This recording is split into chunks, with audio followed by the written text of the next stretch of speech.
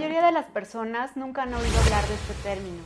Sin embargo, la vida cotidiana, tal y como la conocemos ahora, sería imposible sin su uso diario. Prácticamente, desde que nos despertamos y hasta el momento de ir a dormir, hacemos uso de ese tipo de sistemas, que pueden ser extremadamente simples o bien tremendamente complejos. Para comprender mejor lo que son los sistemas de control, sus características y su utilidad, antes de proporcionar una definición formal, daremos algunos ejemplos con el fin de descubrir qué es lo que tienen en común.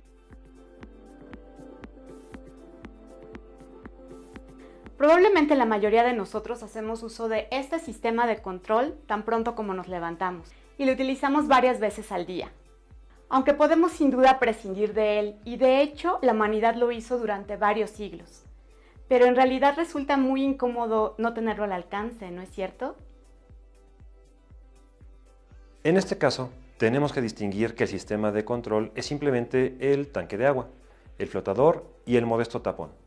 Todo lo demás corresponde a una obra sanitaria que no vamos a discutir en este momento. Nuestro sistema de control consiste entonces simplemente en un contenedor que debe tener disponible una cantidad constante de agua para cuando sea necesaria. Para ello, una fuente continua del vital líquido debe estar también disponible, siendo el flotador el encargado de abrir y cerrar el flujo de agua. Siempre que el tapón o sapo no esté en su lugar, el contenido del tanque será utilizado, lo que comenzará el proceso de llenado, que culminará con un nivel constante, a menos, desde luego, que exista una fuga. Pero por ahora no nos preocupemos de ello. Nuestro sistema de control funciona perfectamente y su misión es tan simple como mantener el nivel del agua suficiente para cubrir nuestras necesidades o bien para deshacernos de ellas.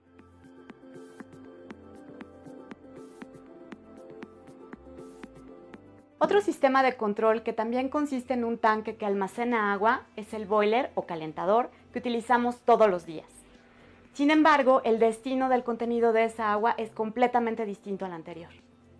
En este caso, no se desea utilizar todo el líquido retenido en cuestión de segundos, sino que el agua empleada es reemplazada al instante, por lo que el nivel del tanque se mantiene constante. Lo que varía es la temperatura, que idealmente debería permanecer constante también. Nuestra experiencia diaria nos dice que no es así, puesto que la temperatura desciende conforme el agua caliente es reemplazada por agua fría. Cuando la temperatura desciende lo suficiente, la flama del calentador se enciende para volver a elevarla y se apaga una vez que alcanza un valor máximo predeterminado. El ciclo se repite mientras el boiler permanezca prendido. Como puedes ver, este sistema de control es bastante simple y fácil de comprender.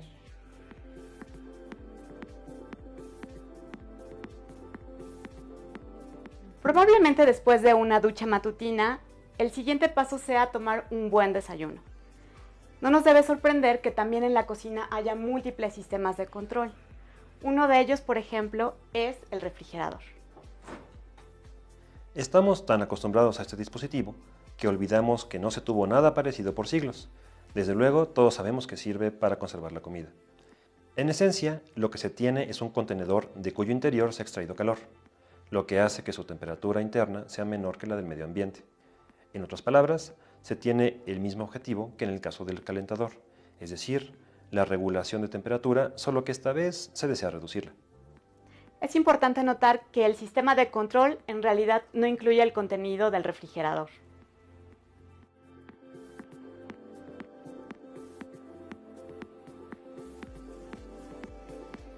Pero sigamos viendo cómo la temperatura juega un papel importante en nuestra vida cotidiana y cómo los sistemas de control nos han ayudado a dominarla. Básicamente, lo que se desea siempre es elevarla o disminuirla. El horno de microondas constituye también un buen ejemplo, puesto que la mayoría de las casas tienen hoy día uno a disposición. Su descripción es por demás simple, siendo una caja cerrada hacia cuyo interior se emiten radiaciones o microondas que tienden a elevar la temperatura del contenido del horno. Si observamos con detenimiento, este sistema de control es más complejo y se puede decir que se compone de otros sistemas de control más simples. Por ejemplo, el recipiente cuyo contenido se desea calentar se deposita sobre un plato giratorio, el cual no gira de una manera arbitraria, sino a una velocidad constante y desde luego predeterminada. Un sistema de control dentro de un sistema de control. Asimismo, el nivel de potencia con que se emiten las microondas tiene que ser regulado de manera precisa y al gusto del comensal, sin olvidar que el tiempo de calentamiento también es variable y de libre elección. Como se puede ver, el funcionamiento de este sistema de control es un poco más complejo, pero lo importante ahora es lo que se logra y no cómo se logra.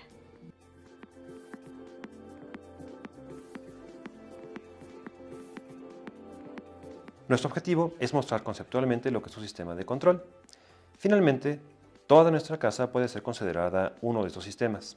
Si, por ejemplo, tenemos a disposición aire acondicionado o calefacción.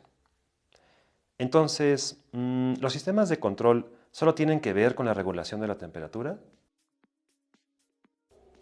Por supuesto que no. Tiene mucho más que ver con el deseo de que las cosas se comporten como deseamos que se comporten. Por ello, si tenemos los recursos suficientes, toda la casa puede convertirse en un auténtico sistema de control, lo que podría llamarse una casa inteligente. Podríamos, por ejemplo, regular el pH del agua, o bien regar el jardín con la cantidad de agua justa cada día, o también podríamos regular la intensidad de las luces de nuestro hogar, dependiendo de si una habitación está ocupada o de nuestro nivel de romanticismo.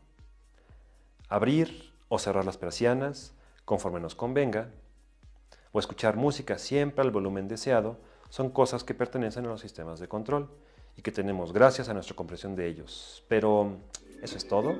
No, es solo el comienzo.